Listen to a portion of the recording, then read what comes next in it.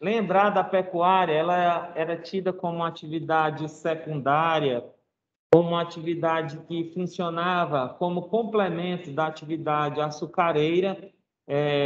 No Brasil, nós vamos ter, por conta da expansão da produção açucareira, uma necessidade de afastar esse gado dessa região produtora. Então, gradativamente, esse gado ele vai ser empurrado para o centro do Brasil. Nós chamamos isso de processo de interiorização do Brasil, onde esse gado vai sendo levado para o interior. Gente, qual a importância disso? A importância é fundamental, principalmente para o Nordeste, porque foi a partir do momento que esse gado vai sendo colocado para o interior do Brasil que nós vamos ter a colonização dessas áreas. Era muito comum esse gado ele está, digamos assim, relacionado à questão dos currais, das fazendas que eram chamadas de currais, as fazendas criatórias. Então, o gado, como atividade complementar, ele tinha uma força econômica menor em relação à economia açucareira. Então, a partir desse leito, desses rios, como o São Francisco, o Parnaíba, o Longar, isso foi importante para a ocupação desses territórios e a formação do nosso estado, por exemplo, do Piauí. Grande parte dos estudos acerca da colonização do Piauí dão conta que a nossa colonização está vinculada à questão do interior por conta da expansão dessas fazendas criatórias de gado que eram chamadas de currais, né? Existe até uma historiadora piauiense que fala os currais de dentro e os currais de fora, né? Que eram essas fazendas criatórias. Então, gente, a empresa, vamos dizer assim, um grupo familiar muito poderoso que tinha no Brasil durante aí, o século 17, 16, 17, era uma empresa chamada de Casa da Torre, que era vinculada a uma família chamada Dias Dávila. E essa família era uma família muito importante na Bahia, e foi ela uma das responsáveis por essa expansão do gado para o interior do Brasil, principalmente aí para a região do nosso Piauí. Então, quais as características fundamentais da pecuária? É uma atividade onde o gado ele é utilizado em várias, digamos assim, utilidades. O gado tem várias utilidades. Quais são essas utilidades, gente? Eu até brinco, ó, do gado você aproveita até o chifre, né? Então, você aproveita os ossos, aproveita tudo, né? Então, é força motriz, é transporte, é alimento, é couro, é calçados. Uma série de atividades você tem a importância do gado sendo utilizada. E, principalmente, a questão da utilização de uma mão de obra livre, geralmente mestiços, índios, que conheciam melhor o território. Lembrem-se que a produção e a exploração desses derivados ligado ao gado tinha uma função de ocupação do território, mas vai provocar um grande vazio demográfico. Por quê, gente? Porque o território era gigantesco. Então, um vaqueiro toma de conta de 100, 200 cabeças de gado. Isso faz com que a população seja rarefeita, o território vai sendo ocupado, mas de forma rarefeita. Lembrar também, gente, que o gado, essa criação no Nordeste, principalmente, ele é uma criação de característica extensiva, ou seja, é um gado que é criado solto, sem maiores cuidados, né? Solta o gado lá na chapada, deixa ele se reproduzir, deixa uma, duas pessoas tomando de conta dessas cabeças de gado, e aí você tem até uma possibilidade de ascensão social para esses mestiços e indígenas que até hoje ainda é utilizado, ó. A cada 4 crias, um é do vaqueiro, ó. Então, o gado vai se reproduzindo e ele vai ficando com essas crias correspondentes a esse gado. Então, isso também é uma possibilidade de mobilidade social dentro de uma sociedade marcada pela imobilidade, né? A sociedade colonial brasileira é a imobilidade, mas dentro da pecuária você tem essa possibilidade. A pecuária do Sul e do Nordeste, ela tem diferenças, gente. Então, no Sul, por exemplo, o gado ele era criado de forma mais confinada, criada para o abate, né? Então, você já tem uma estrutura um pouco diferente do gado do Nordeste. Vai ter um momento que o gado do Nordeste ele vai se transformar numa grande economia Lá no período da farroupilha, por exemplo, né? Mas geralmente o gado ele era uma atividade secundária e de uma importância econômica menor em relação às atividades ligadas ao mercantilismo, ao pacto colonial. Então, nós temos essas características acerca do gado. E as outras economias coloniais, gente? Quais são as economias que nós temos? Além do gado, nós temos, por exemplo, a produção de tabaco, do fumo, que era também utilizado, por exemplo, na negociação de escravos, era um produto bastante valioso. Nós tínhamos o algodão, as fazendas algodoeiras no norte, por exemplo, no Pará, no Maranhão, também foram bastante importantes no século 17 e 18, a produção algodoeira para fazer, principalmente, fabricar tecidos, se bem que essa produção depois ela vai levar um baque, né, por conta do decreto da Rainha Maria I, que vai proibir a existência de manufaturas dentro do território brasileiro, né? Então, você tem o algodão também se firmando como uma atividade importante, chegou a ser a segunda nossa economia aí no século XVIII, viu, gente? E aí depois entra em decadência por conta dessas proibições da coroa portuguesa. Nós temos o cacau, a canela, o cravo, a castanha do Pará, que são produtos, gente, que nós chamamos de droga dos sertões. O que seria isso? Uma espécie de especiaria brasileira que tinha um alto valor por conta da sua raridade, né? Então, eram produtos que eram bastante procurados, que vão agregar valor durante o período colonial e vão ajudar também na parte da ocupação do norte do Brasil. Gente, não existia Nordeste, era Norte, tudo era chamado de Norte. Então, essa região ela vai contribuir com esses produtos. E a partir do século XVIII, XIX, gente, é interessante a gente lembrar, por exemplo, de produtos que eram explorados numa perspectiva de produtos medicinais, né? Aí vocês vão lembrar. Quem é que dominava essas técnicas em relação a esses produtos que poderiam ter substâncias medicinais? Poderia ser a população indígena local e até mesmo a população africana que foi trazida para o Brasil. Lembram que eu disse para vocês que eram utilizados, por exemplo, as beberagens, produtos aí que poderiam ter substâncias abortivas, onde as escravas tomavam esses líquidos para abortar as crianças que elas estavam esperando aí do senhor de engenho, fruto aí de violência, por exemplo, né? Então você tem essas várias economias e aí no século XVIII, XIX, esses produtos de cunho medicinal, eles passam a também ser bastante procurados e sendo retirados dessa região norte do Brasil. Não esqueçam disso. Então, você tem vários aspectos importantes aqui relacionados a essas outras economias ou economias. Geralmente, o livro traz como economias secundárias ou economias menores. Gente, eu não sei se vocês viram, nos últimos anos, nós trabalhamos muito numa perspectiva de produtos que podem ser utilizados, por exemplo, na medicina. A quantidade de produtos que você pode utilizar a partir de retirada de substâncias medicinais é gigantesca. Então, o Brasil ele tem um potencial na sua fauna, na sua flora gigantesco para a exploração desse tipo de produto com essa finalidade medicinal. De vez em quando é preso uma pessoa tentando traficar animais silvestres, por exemplo, né?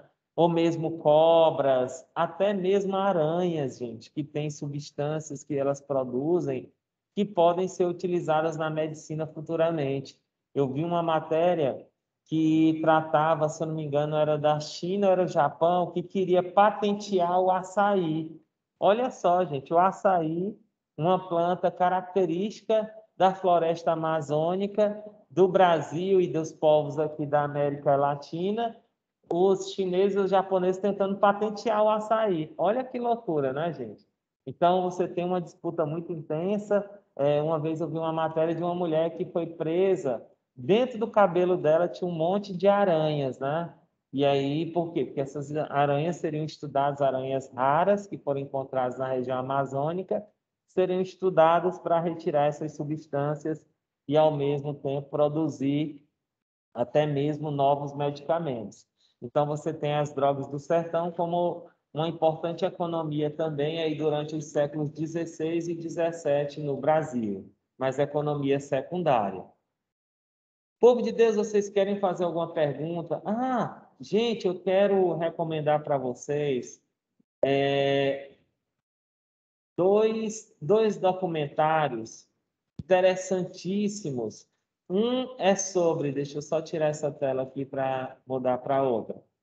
Um documentário é sobre aquela discussão que a gente estava fazendo sobre escravidão. Viu? Deixa eu tirar o compartilhamento, que eu vou escrever o nome aqui para vocês.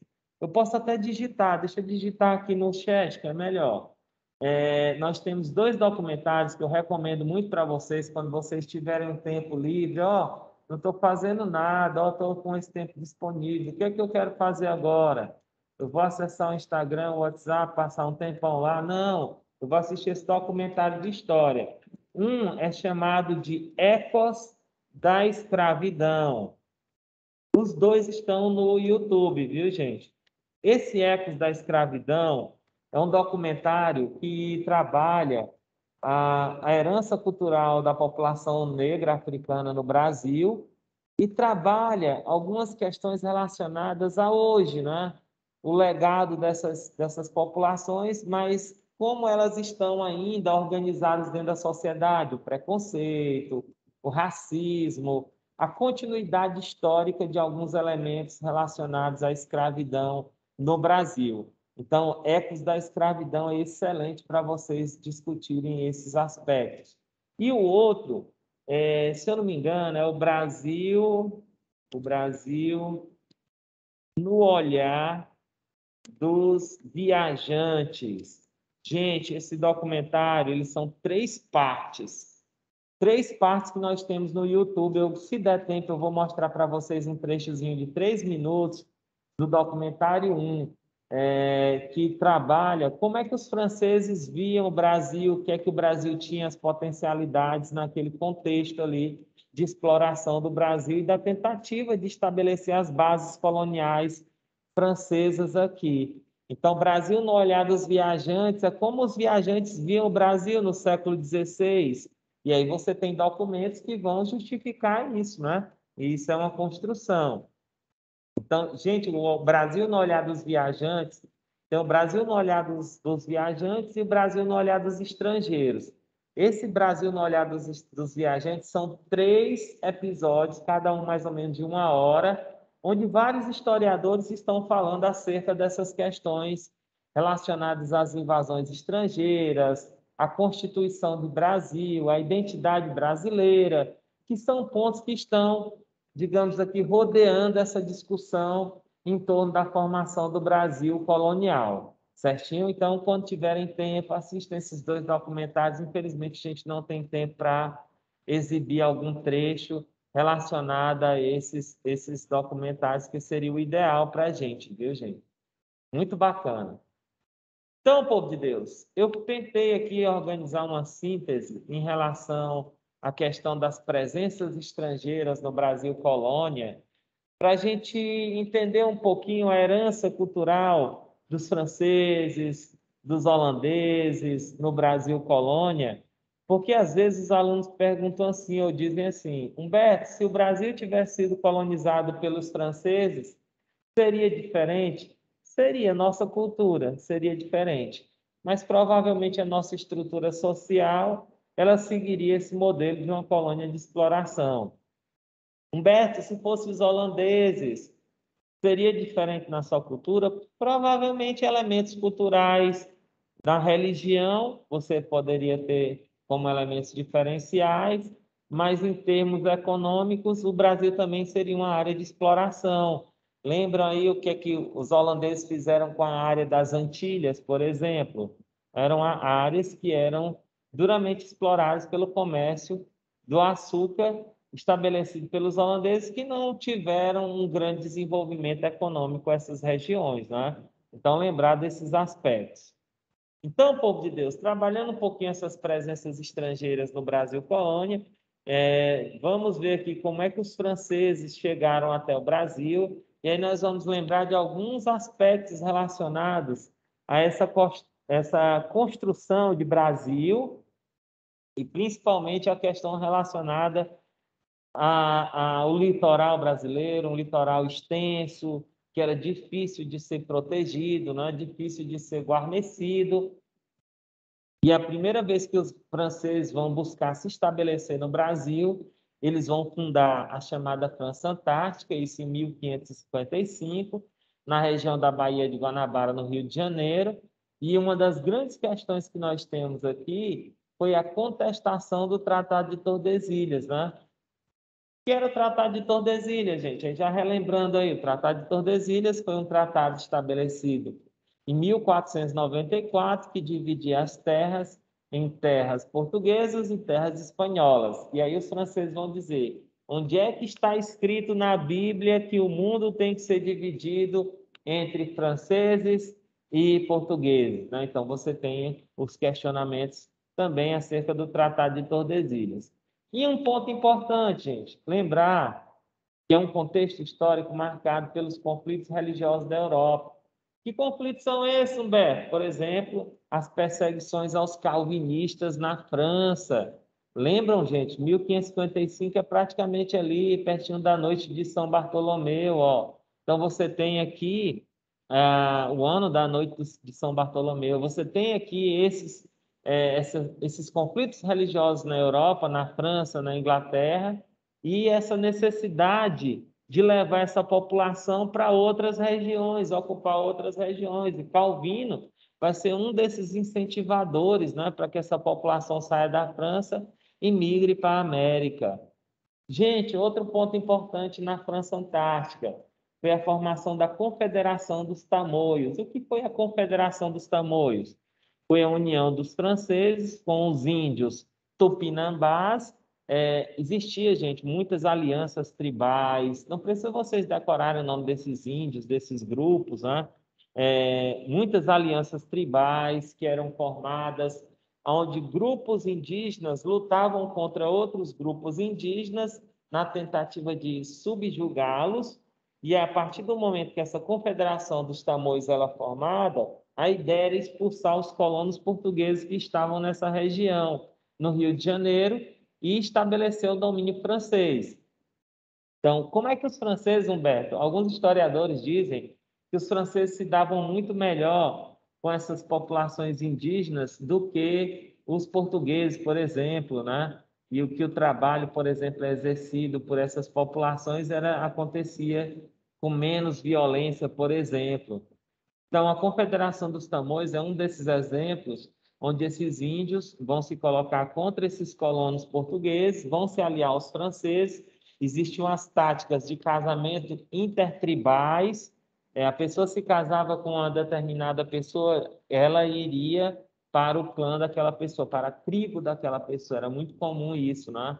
Então, você poderia ter um casamento de franceses com grupos indígenas, onde essas pessoas iam para essas sociedades familiares. Isso, gente, a invasão dos franceses ao Rio de Janeiro, ela vai de 1555 e ela só finaliza em 1567, com a expulsão dos franceses com Estácio de Sá. Estácio de Sá era sobrinho de Mendes Sá. Quem era Mendes Sá, gente? Foi o terceiro governador-geral do Brasil. E aí você tem uma das características importantes, né? Que foi a expulsão dos franceses do Brasil em 1567. Os franceses não se deram por vencidos. Posteriormente, eles vão invadir o Brasil novamente, entre 1612 e 1615, e vão fundar a chamada França Equinocial. Tem esse nome, gente, por conta da linha do Equador, das proximidades da linha do Equador. Então, a França Equinocial ela vai ter uma duração de 3 anos. Não sei se vocês já foram a São Luís, né, e viram, por exemplo, a parte histórica ligada aos franceses, né? A ideia da invasão dos franceses a São Luís seria formar uma grande vila bem estruturada que desse possibilidade para que eles pudessem se expandir para as minas do Peru, né? Fosse uma base futuramente utilizada por esses colonos para eles migrarem para o Peru. Então, na França Equinocial, o destaque você tem o Daniel de la Touche, Já na França Antártica, você tem o Villegagnon, né, que seria um dos principais, o Coligny, Gaspard Coligny, né, que seria o almirante ligado ao Villegagnon dentro dessa estrutura. Então, os franceses eles são expulsos. Não sei se vocês lembram, gente, eu disse que os franceses chegaram a ser expulsos por conta do contrabando do pau-brasil, né? Chegaram a apreender mais de 300 toneladas aí de pau-brasil sendo levada pelos franceses para a Europa. E você vai lembrar que existe o estanco, que era o monopólio real sobre a exploração do pau-brasil durante esse período. Então, não sei se vocês já foram nessa região, na parte histórica de São Luís, essa avenida grande aí, a chamada Avenida dos Franceses. Você tem um patrimônio arquitetônico muito grande, né, gente, correspondente à dominação dos franceses em São Luís. Esse nome deriva de uma homenagem que foi feita, né, quando os franceses dominam essa região a São Luís. Então, você tem um legado histórico gigantesco nessa área produzida pelos franceses. E a União Ibérica, gente? O que foi a União Ibérica? Toda vez que vocês ouvirem essa palavra, União Ibérica, vocês vão lembrar. Foi a união das duas coroas, portuguesa e espanhola. Em qual contexto, Humberto? No contexto das invasões holandesas do Brasil.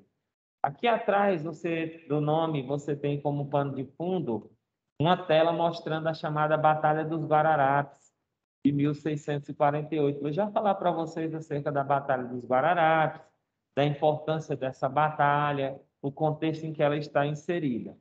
Então, a União Ibérica foi a união das duas coroas, Portugal e Espanha, que agora vão passar a ser uma só.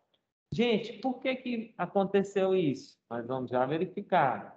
A morte de Dom Sebastião provocou uma ausência no trono português e as disputas que promoveram o início da União Ibérica.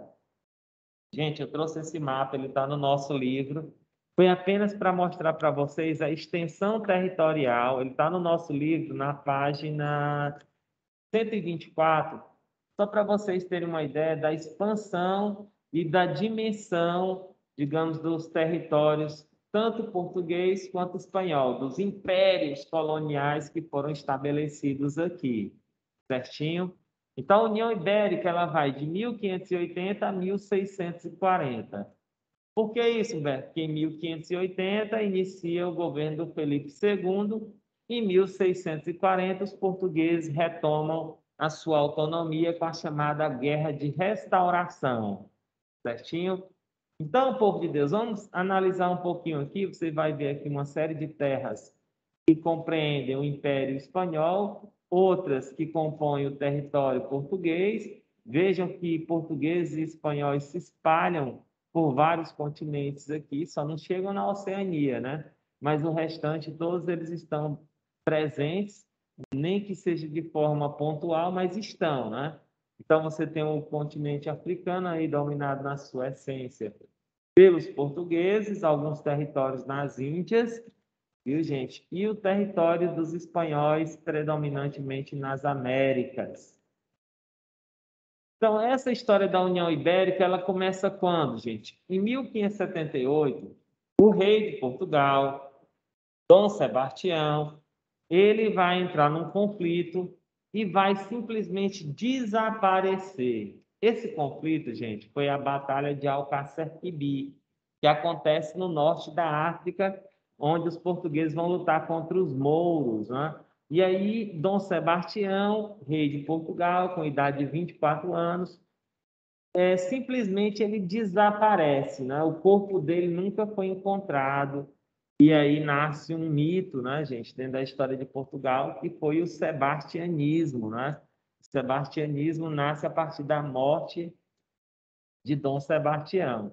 Então, Dom Sebastião morre em 1578, não deixa nenhum herdeiro, aí provisoriamente quem assume é o seu tio-avô, Dom Henrique, que era um cardeal, também não tinha filhos, já tinha uma idade bastante avançada, E aí, em 1580, Dom Henrique morre, e aí você tem uma disputa política onde o Filipe II ele assume o poder e inicia a União Ibérica. Para iniciar a União Ibérica, gente, o Filipe II, que torna-se Filipe I de Portugal, ele vai estabelecer um juramento, que é o juramento de Tomar, no qual ele dizia o seguinte: eu vou respeitar a integralidade do território do reino português, não vou mexer nas suas estruturas, nem nas suas áreas coloniais. Então, o juramento de Tomar tinha por ideia manter toda essa estruturação política que Portugal tinha em relação às suas áreas coloniais, sem desestruturar essas áreas coloniais. Então, esse é um processo importante. Dentro da União Ibérica, o que é que nós vamos lembrar, gente? É o momento da presença dos holandeses no Nordeste brasileiro. Aí você pode perguntar, Humberto, por que que os holandeses vieram diretamente para o Nordeste? Por conta das suas potencialidades, viu, gente? Principalmente por conta das suas potencialidades. Então, os holandeses, eles vão invadir o Brasil aí dentro de um contexto da União Ibérica, né? E aí eles foram expulsos. Existia uma rivalidade, gente, muito grande, principalmente dos espanhóis com os holandeses. Por conta de quê, gente? Que os holandeses, eles eram antiga colônia, antiga área colonial espanhola, e eles tinham se tornado independentes ali mais ou menos em 1581. Então, isso fez com que gerasse uma disputa entre holandeses e espanhóis. Então, só que você tem que lembrar que os portugueses eles vão estabelecer uma parceria com os holandeses. Então, entre 1624 e 1625, os holandeses vão se estabelecer em Salvador, na Bahia. Aí você vai lembrar, aqui você tinha as maiores organizações de engenho no Brasil, e você tinha também aqui as maiores potencialidades em criação de gado. Então, em 1624 a 1625, os espanhóis terminam se organizando juntamente com as tropas portuguesas e expulsam os holandeses do Nordeste do Brasil. Entretanto, gente, os holandeses vão se reorganizar, vão estabelecer um novo ataque, vão conquistar duas áreas importantes, Olinda e Recife. Qual é a observação que eu faço, gente? Nessas duas áreas, você tinha muitos investimentos desses grandes empresários na época, né? Até 1601, 602, era a Companhia das Índias Orientais. Depois de 1620, você tem a Companhia das Índias Ocidentais.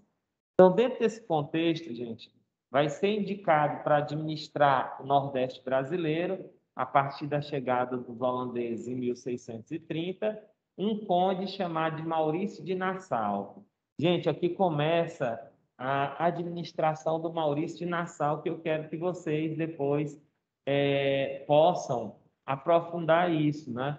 Principalmente porque o Maurício de Nassau ele buscou reorganizar toda a produção açucareira no Brasil colonial a partir de empréstimos que ele fazia, por exemplo, para os senhores de engenho, para que eles pudessem reconstruir os seus engenhos, modernizar esses seus engenhos aqui em relação à questão da produção de subsistência e não apenas de uma economia mais ligada à grande produção. Então, é um momento de medidas de relativa liberdade comercial, de questionamentos acerca do pacto colonial. É um momento onde a cidade de Recife vai passar por uma intensa modernização, viu, gente? Não esqueçam disso. E é um local onde nós vamos ter uma espécie de liberdade para a prática de diferentes religiões. Vai se estabelecer no Recife essa prática. O Maurício de Nassau vai ser um dos grandes incentivadores, por exemplo, judeus, protestantes, católicos, vão conviver e vão até, de certa forma, expressar sua religiosidade de forma livre, né? Sem preconceitos, sem perseguições. Aí vocês vão lembrar que isso é muito importante para a construção dessa sociedade, mas que eles tinham um certo receio principalmente em relação aos jesuítas, porque os jesuítas eram aqueles que queriam impor a religião católica, né? Então tinha certa disputa aí com os jesuítas. Então, a administração do Nassau vai de 1634 até 1637 a 1644. O Nassau, gente, ele foi acusado de corrupção, né? Ele foi um extremamente, digamos assim, estrategista e em termos também de estabelecer suas relações com esses senhores de engenho, eles se emprestavam para esses senhores de engenho modernizarem suas propriedades sem cobrar uns juros exorbitantes e também a longo prazo a dívida. Então, você tem a implantação de uma cultura voltada à tolerância religiosa, principalmente com o objetivo de colonizar, não era apenas da expansão da fé calvinista, né? Você tem a questão da tolerância, exceto com relação aí aos jesuítas. A primeira sinagoga, por exemplo, foi construída aqui em Recife, né? No período do Maurício de Nassau. Algumas realizações, como eu disse para vocês, melhora o sistema de produção, os empréstimos, a modernização da cidade de Recife. Gente, até hoje você tem essa parte que é muito interessante, né? De colonização holandesa, da construção de canais, diques, pontes, zoológico, uma série de museus, e que toda a produção dessa cidade vai ser extremamente melhorada. Então, lembrar aí, ó, das obras urbanísticas na cidade de Nova Holanda, o Maurícia. Então, você tem toda uma estruturação. É durante essa invasão holandesa, jovens, que nós vamos ter também as missões artísticas, onde você tem o Franz Post, o Albert Eckholt, outros naturalistas, médicos que começam a vir para cá e vão retratar essa população extremamente diversificada, né? População indígena, mestiços, negros, que estão chegando aqui. Um aspecto importante que eu queria que vocês dessem uma lida, está faltando só 2 minutos, gente, a história de Domingos Fernandes Calabar, né? Que foi uma pessoa acusada de traição. Ele lutou ao lado dos holandeses contra as tropas portuguesas e a história dele é marcada por essa ideia de traição, né? Que ele é um grande traidor da pátria.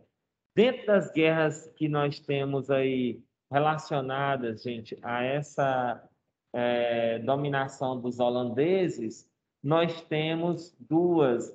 Uma das principais foi a chamada Insurreição Pernambucana.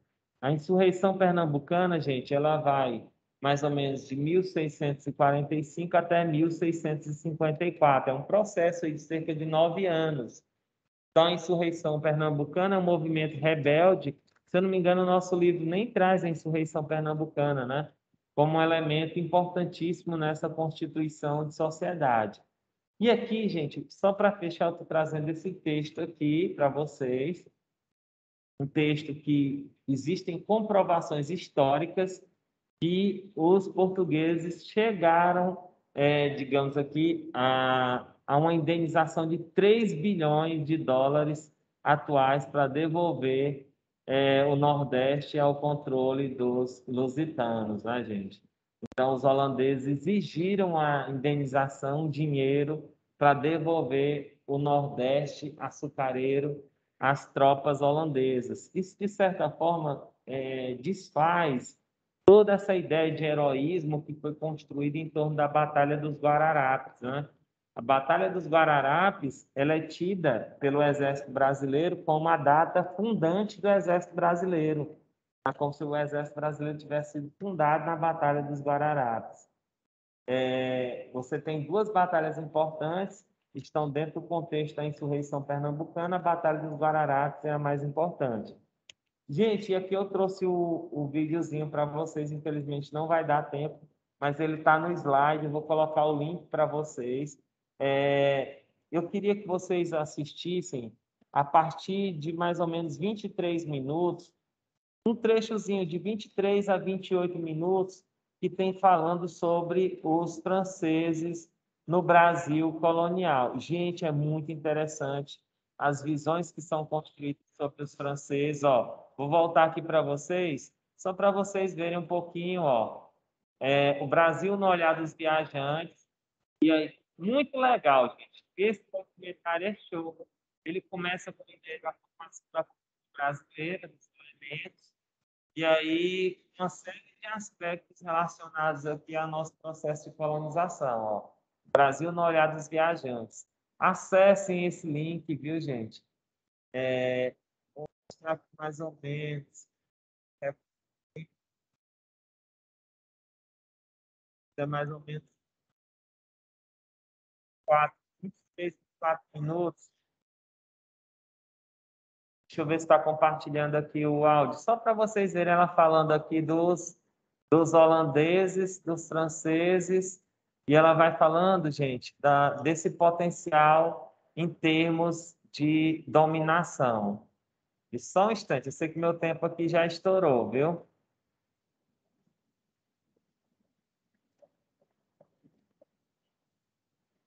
Deixa eu colocar aqui só 30 segundos aqui para dar um aperitivo para vocês depois assistirem. O interesse dos calvinistas, que é uma época de guerra de religião na França, o interesse dos calvinistas em, quem sabe, conseguir no Brasil uma colônia em que eles possam fugir daquela barbárie toda que os huguenotes estão sendo mortos na França nesse momento.